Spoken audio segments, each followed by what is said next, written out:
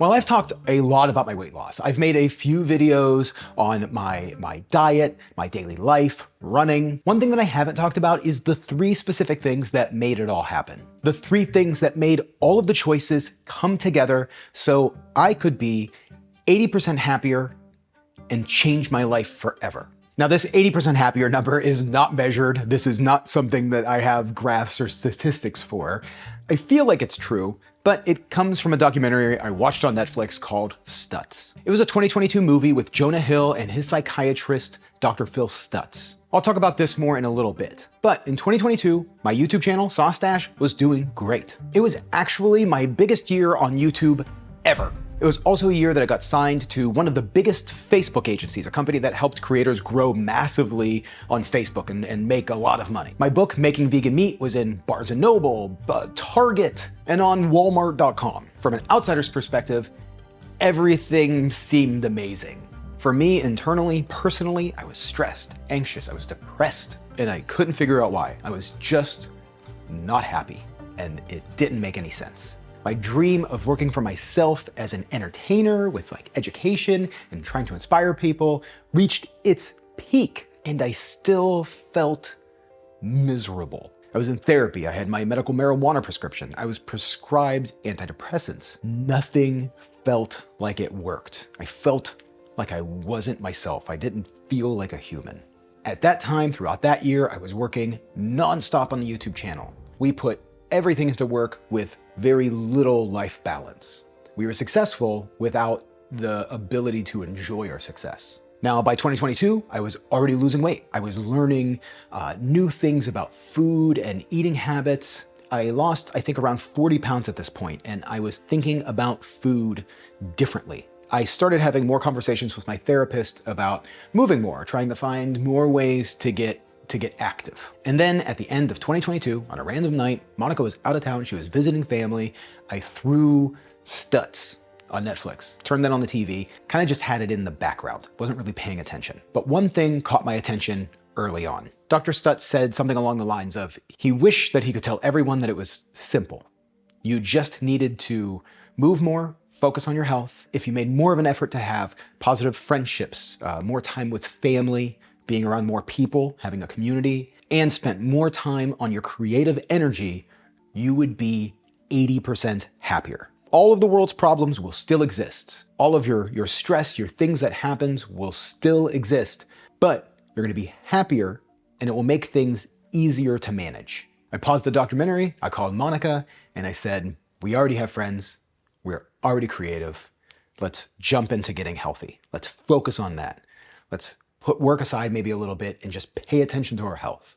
Monica was already very much into yoga, and I thought it would be fun if we did that together. I wanted to join her with yoga, something I never did. So she took me to a hot power yoga class as my first class. She thought I would enjoy it, and it was so hard, but I loved it. I absolutely fell in love. I got obsessed. But then I also felt like I needed something else. I always kind of paid attention. I saw all of these successful people, these CEOs and executives, and these people that generally had the appearance of being happy. One thing that I saw was a lot of them were runners. And even though that was something that I always kind of made fun of in the past, I decided to give it a try. I downloaded a Couch to 5K program, trained for a 5K, and ran my very first 5K. I did lots of 5Ks in the past, but actually just ran it from start to finish. I ran it. I did it in 30 minutes. And it was amazing. I felt incredible. The feeling was mind-blowing. That's when I started running. That's how I fell in love with it at that moment. Now, if I could go back in time and change one thing about this path, I would have started weight training early on. I lost a lot of weight through diet. All of my weight loss came before I started weight training. And a lot of that weight loss came at the expense of losing fat and muscle mass. The older you get, the harder it is to put on muscle. But over the last year, I have been working with Trainwell, today's sponsor, to change that for me. I wanted to regain my muscle mass and change the way I feel in the gym. Now, I barely went to the gym. I didn't like it. I didn't feel comfortable there. I was anxious. And that was really because I just didn't know what I was doing. Trainwell is a one-on-one personal training service that uses a pretty incredible app that makes personal training super convenient. With Trainwell, I took a short quiz. They paired me with a personal trainer. We had a one-on-one video call where I told him exactly what I was looking for, what my goals were, what I needed, and what I wanted to get out of training. And my trainer built me a plan. That changed everything for me. My trainer Dylan keeps me accountable. He checks in to see how my workouts are going, how I'm feeling with the reps, the weight, the plan, and keeps motivating me to keep moving and pushing forward. But then after I got into the marathon training, it was challenging keeping my weight training and marathon training overlapping and working together. I couldn't keep it going, but I was able to work with my trainer to figure out ways to fit in my weight training to keep me fit and in shape while running 60 miles a week without getting burnt out. And in the last 2 months, I've actually been in between my marathon training. I'm getting ready to start the London Marathon training in January. But for the time being, I talked to Dylan, said I wanted to get into the gym more, see if I can really get some of that muscle mass back. And I am stoked with the results. It's been a blast. I've never felt more fit. And one of my favorite parts is the motion tracking technology with my smartwatch. You can get detailed feedback using your trainer's voice in real time. It knows when I'm done with my set and can start a timer automatically for breaks between sets. It knows if I'm going too high or too low on a rep, which has been pretty awesome to hear Dylan say, like, going too high. And if for any reason you don't think your trainer is the perfect match for you, you could switch at any time within the app. So gang, this has been one of the best decisions I've ever made. Take the quiz to find your perfect trainer and get 14 days of free training over at go.trainwell.net/SauceStache or scan the QR code on screen. Trainwell, thanks for changing the way I feel about the gym, making me excited to go, and thanks for sponsoring today's video. Okay, so at this point, I was moving more. I had great friends. I was being creative. What were the 3 specific things that I changed to make all of this happen? I made the decision to move into fitness and really focus on my health outside of just diet because of the Netflix doc and suggestions made by my therapist. But ultimately, what led me here was this.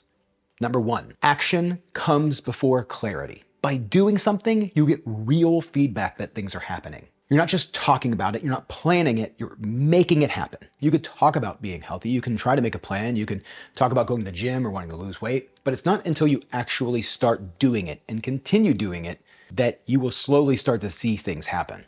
I told myself early on in the weight loss journey that as long as I started doing little steps, little changes in my diet, that over time I would see big results. Which leads me to number 2, giving myself grace. I told myself that whatever I did, it was going to take time. I started that theory with the diet, making little changes in my diet over time will build up. But once I applied that to everything, that's when things really started to change. Once I said, if I go out and I move just a little bit more, then eventually that little bit more led to more, led to more, led to more, and now I'm the most in shape I've ever been. If I would have started this way, trying to run marathons, trying to get fit in the gym, trying to change my overall fitness and appearance all in one, then I would have been burnt out and I would have quit. But because I just allowed myself time, I allowed myself to be okay with the results that might not happen immediate, be okay with not having a goal of I'm gonna lose X amount of weight in X amount of days, or setting a 90-day fitness plan that once you're done with those 90 days, what do? You fall off? Do you continue? Do you do it again? Or do I just add little things at a time, finding little things that I enjoy until they become habits? That was the thing that worked. Grace. It should be a forever and consistently evolving thing that allows little pieces to all fall into place, like building a gigantic puzzle of life. One little piece at a time, fitting it together until you have the entire picture. You can't just throw it out and try to get it all done at once. And last, the 3rd thing, letting go. My therapist recommended a book called Letting Go, A Pathway to Surrender. There is a lot in this book. It's a unique book, I will say. There are a lot of things that I personally consider frou-frou, things that I don't really truly specifically agree with. But there is a lot in the book that stuck with me. And one of the biggest things of the book was really, truly just kind of getting out of my own way, being in control of my emotions. One of the examples in the book was knowing that the guy that cuts you off in the morning on the way to work didn't wake up in the morning thinking, I'm gonna piss you off. They didn't think, I'm gonna set out in my day to cut you off and ruin your day. It wasn't a goal of his to upset me. And it was up to me on how I reacted to that, knowing that it's just a mistake. Maybe they had a bad day. We don't know what's going on with them, but I can either get mad and elevate and cause me to be upset, or just realize it was inconsequential. It was truly a meaningless action that should have a similar meaningless reaction. That thought changed a lot for me. There's other examples in the book about fear and getting out of the way of fear, which for me allowed me to do new things, try new things, like going to the gym, being open to working with Trainwell and experiencing what, even though I was fearful of the gym, I had this anxiety about going and not being somebody in incredible shape, somebody that was just kind of a chubby guy with no muscle mass, trying to lift next to some huge guy. That was in my head. Nobody else cares. I just had to go and do it. Or just knowing that the fear I had when starting a new project and thinking about every detail before I did it was simply just a fear. I just needed to do it. It was just a thing that was in my head that I could control. I can push that out of the way. I can let go of that fear and move ahead. When you do that, new opportunities arise, new methods for you to take action.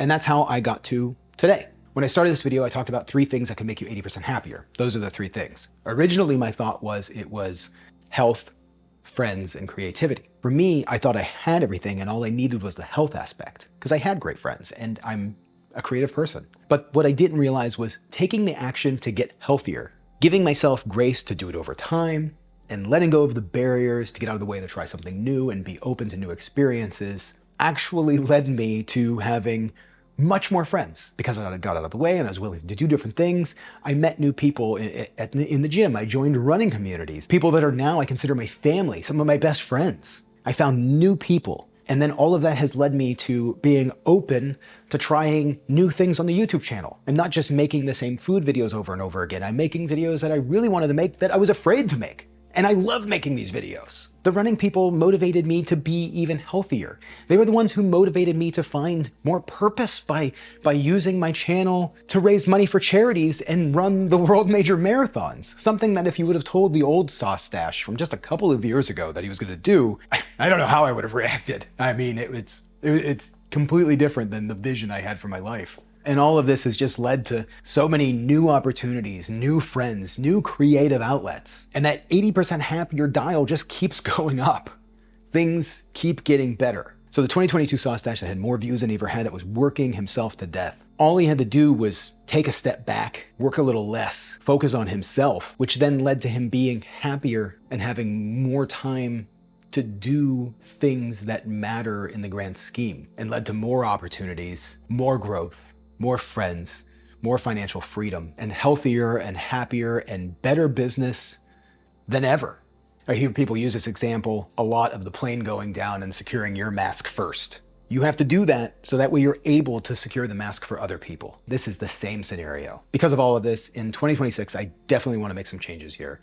In 2026, I want to try new things. I want to try some new challenges. I don't want the channel to just be about inspiring people to try new food. I want to just inspire. Be healthier, be happier, be more creative, be 80% happier. Trainwell, thanks for sponsoring today's video and for being a part of this happiness journey. Click the link in my description to take the quiz and find your perfect trainer and get a 14-day free trial. Let's go, 26.